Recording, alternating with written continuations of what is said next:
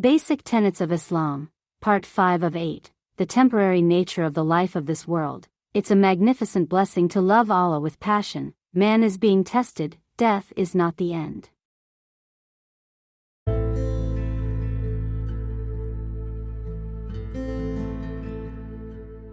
The temporary nature of the life of this world. The life of this world is a trial for humanity. Though Allah has created countless allurements for man in this world, He has also warned him against becoming overly concerned by them and forgetting Allah and His religion. In verses of the Quran, Allah states that the ostentation of this world is temporary, and that the real pleasure is paradise, as reward for Allah's contentment. We made everything on the earth adornment for it so that we could test them to see whose actions are the best. Quran, chapter 18, verse 7. Know that the life of the world is merely a game, and a diversion and ostentation, and a cause of boasting among yourselves, and trying to outdo one another in wealth and children, like the plant growth after rain which delights the cultivators, but then it withers and you see it turning yellow, and then it becomes broken stubble. In the hereafter there is terrible punishment, but also forgiveness from Allah and His good pleasure. The life of the world is nothing but the enjoyment of delusion. Quran, chapter 57, verse 20. While the believer also enjoys blessings of this world, unlike the unbeliever, he does not consider them the purpose of his life. He may desire to possess them, but only for the purpose of giving thanks to Allah, and to use them to earn Allah's consent. He does not pursue out of greed, because he knows that that which is of this world is short-lived, just as is his own life. He knows that, after his death, such things will be of no benefit to him. Furthermore, he knows that if he pursues only worldly things, at the expense of nobler goals, for them he sacrifices his hereafter. In a verse of the Quran, this important truth is related as follows. To mankind the love of worldly appetites is painted in glowing colors, women and children, and heaped up mounds of gold and silver, and horses with fine markings, and livestock and fertile farmland. All that is merely the enjoyment of the life of the world. The best homecoming is in the presence of Allah. Quran, chapter 3, verse 14. The allure of the things of this world is an essential factor in the test placed upon man in this world. The Satan resorts relentlessly to allurements in his attempts to deceive man. Believers, however, are those people who, though they may be attracted to such allurement, are aware of their true worth. Cognizant that these are the temporary blessings of this world, and that by them they are being tested, the deceptive attraction of these things does not delude them. For this reason, they are not deceived by the Satan, and are able to save themselves from eternal torment. In the Quran, Allah warns mankind as follows. Mankind, Allah's promise is true. Do not let the life of the world delude you, and do not let the deluder delude you about Allah. Quran, chapter 35, verse 5. On the other hand, those who are without faith, and thus are bereft of wisdom, feel an inner inclination to this world. Under Satan's influence, they make the attainment of the temporary goods of this world the ultimate purpose of their lives. The condition of such people is stated as follows. No, indeed. But you love this fleeting world and you disregard the hereafter. Quran, chapter 75, verse 20 to 21.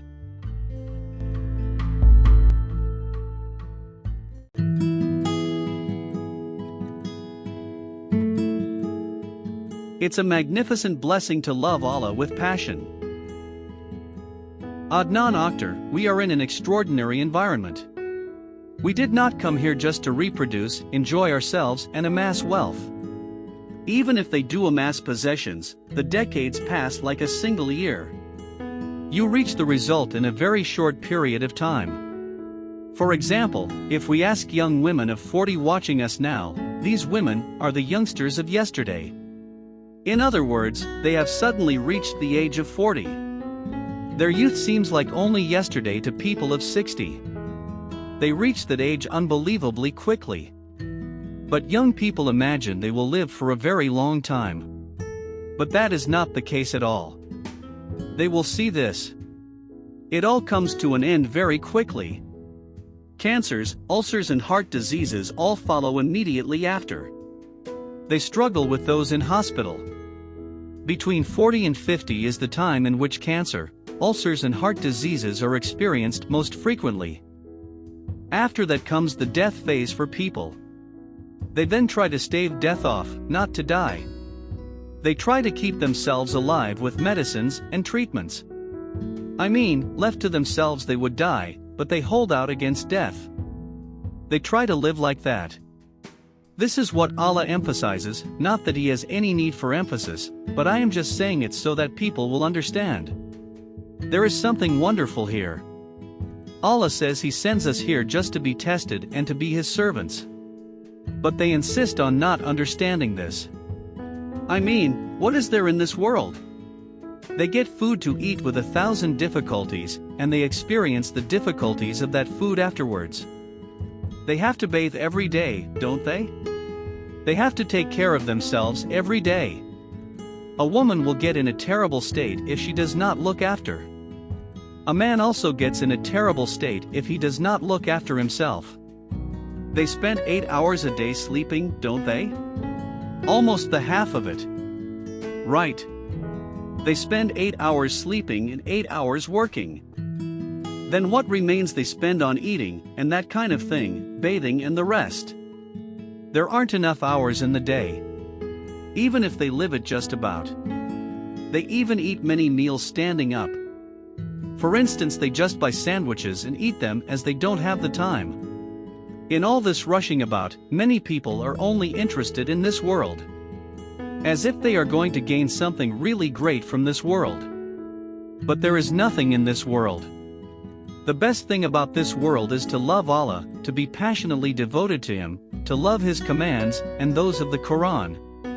It is very delightful to abide by Allah's pronouncements. It is really delightful to make no concessions on the Deen. It is delightful to make no concessions on the Quran. It is such a delightful thing to cling tightly to the Quran. That has a depth all its own, a delight all its own. It is a special pleasure known only to Muslims. Loving Allah with a passionate devotion is a wonderful blessing, and we love people for Allah's approval, with passion, when He is loved with passion. We love them as manifestations of Allah. They then produce a very profound and powerful effect within us. Otherwise, there is nothing particularly special about people. Human beings are otherwise just an assembly of flesh, made up of protein, bone, intestines, the liver, the spleen and all the rest. It is because they are manifestations of Allah we love them so much. The reason for this passion is that they are manifestations of Allah. Because Allah manifests Himself in human form in our brains, and that is how we see Him. We love people because we love Allah. Otherwise, people would mean nothing to us. Nothing in the world would mean anything to us. The seas and mountains would frighten us. Other people would even frighten us. One would look for a hiding place when one saw other people. In other words, they would mean nothing to us. This love and passion is so strong in our souls because we love Allah. Because Allah is infinitely beautiful and has given us a soul for eternal love. When that feeling enters the equation, when that person becomes a believer, he loves paradise with a great passion. He loves the trees of paradise with a passion, and the plants, people there, the children and ladies there, and everything of paradise. He takes delight in them because of that. But if you put an irreligious person in paradise, he will just get bored. The mansions of paradise will mean nothing to him. The people in paradise will make him uncomfortable. That can only be delightful with faith. From Mr. Adnan Akhtar's interview on Karamanmara's Aksu TV, January 28, 2010.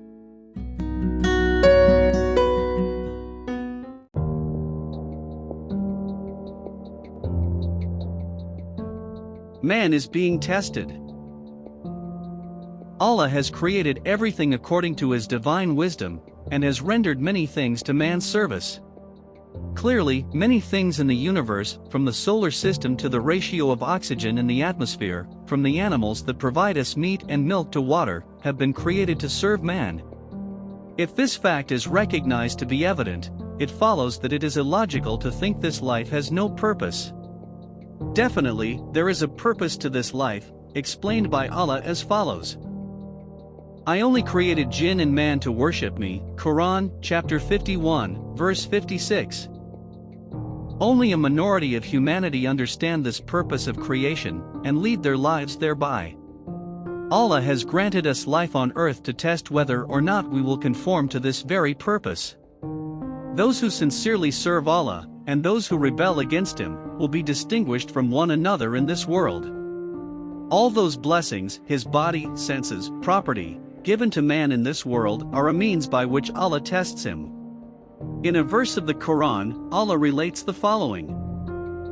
We created man from a mingled drop to test him, and we made him hearing and seeing. Quran, chapter 76, verse 2. Man's duty in this world is to have faith in Allah and the hereafter, to conduct himself in compliance with the commands of the Quran, to observe the limits set by Allah, and to try to earn His good pleasure. The continuing trials of this life over time reveal those people who are committed to accomplish these tasks. Because Allah demands a true and sincere faith, which is the kind of faith that is not attainable only by saying I believe. Man must demonstrate that he has true faith in Allah and His religion, and that he will not swerve from the right path despite the cunnings of Satan. Similarly, he must demonstrate that he will not follow the unbelievers, nor prefer the desires of his own self over Allah's pleasure. His response to the events in his life will reveal all these qualities. Allah will create certain hardships, during which man must show patience, in order to expose the degree of his dedication to faith in Allah. This fact is stated in the Quran as follows. Do people imagine that they will be left to say, we believe, and will not be tested? Quran, chapter 29, verse 2. In another verse, Allah states that those who say, we believe will be tested. Or did you imagine that you were going to enter paradise without Allah knowing those among you who had struggled and knowing the steadfast? Quran, chapter 3, verse 142. This being the case, disappointment in the face of difficulties would not be the right response to allow oneself to have. Such difficulties may be great ordeals, or just trivial daily problems. A believer must consider all such circumstances as part of the trial placed upon him, place his trust in Allah, and conduct himself in compliance with His pleasure. In a verse of the Quran, those difficulties placed upon the believers are related as follows. We will test you with a certain amount of fear and hunger, and loss of wealth and life and crops. But give good news to the steadfast, Quran, chapter 2, verse 155. The Prophet Muhammad, may Allah bless him and grant him peace, also reminded the believers of this, by saying, whoever accepted it, Allah's trial, will enjoy Allah's pleasure, and whoever is displeased with it, will incur Allah's displeasure. At-Tirmidhi. Not only will difficulties, but also blessings in this world serve to test man. Allah tries man with every benefit He bestows upon man, to see whether or not he will be thankful. As well, Allah creates many circumstances through which man adopt a certain attitude. In the midst of these trials, man may formulate a decision, either in compliance with Allah's pleasure, or his own soul. If he recognizes such an incident to be a trial from Allah, and conforms his conduct accordingly to earn Allah's pleasure, then he succeeds in his test.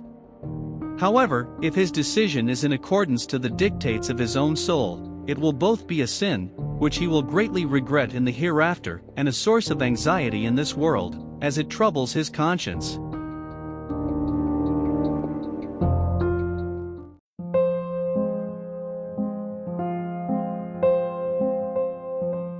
Death is not the end. Every self will taste death. We test you with both good and evil as a trial. And you will be returned to us. Quran, chapter 21, verse 35. Death, which is certain to happen to all of us, is a very important fact in one's life. We can never know exactly what we will experience in an hour or even in the next moment. This being the case, it is obvious how wrong it would be to plan our lives based on events that may never happen. Death, on the other hand, is the only thing that is certain to happen. Only the recognition of this basic truth makes us understand that we must found our lives according to it. Death is also a part of the trial of man. Allah informs us in the Quran that He created death and life to try man. He who created death and life to test which of you is best in action. He is the Almighty, the ever-forgiving. Quran, chapter 67, verse 2. Death is the end of merely the life of this world, thus the end of the trial and the beginning of the next life. For this reason, believers have no fear of death. The thought of death does not distress them, because every moment of their lives is spent in the pursuit of good deeds as preparation for the hereafter. For unbelievers, however, fear causes them great distress, because they consider it a complete annihilation. Thus, they avoid the thought of death, and they don't even let that thought pass their minds, and they escape from death. But it is futile. No soul can escape death when the predetermined time for it has come. This, in a verse, is stressed as follows. Wherever you are, death will catch up with you, even if you are in impregnable fortresses. Quran, chapter 4, verse 78. To avoid the thought of death is to avoid the truth. As death will eventually catch up with man sooner or later, it is wise to conduct oneself with a mind busy with the thought of death. This is the rational disposition by which believers abide. Until death comes upon them, they engage in good deeds, as Allah commands us in the Quran. And worship your Lord until what is certain comes to you. Quran, chapter 15, verse 99. Thinking about death strengthens one's spirit and will. It prevents one's lower soul from leading him astray, by being lured through the false temptations of this world. It instills him with the resolve and determination to avoid all forms of behavior unpleasing to Allah. It is for this reason that a believer must often think about death, never forgetting that all people, including himself, will someday die. From the Quran, we learn what really happens to someone who dies, and what he or she actually experiences and feels. When we see someone dying, we only observe his biological death. The truth is, however, the dying person, though in a totally different dimension, confronts the angels of death. If he is an unbeliever, his death causes him great pain. The angels of death, after extracting his soul, beat and torment him.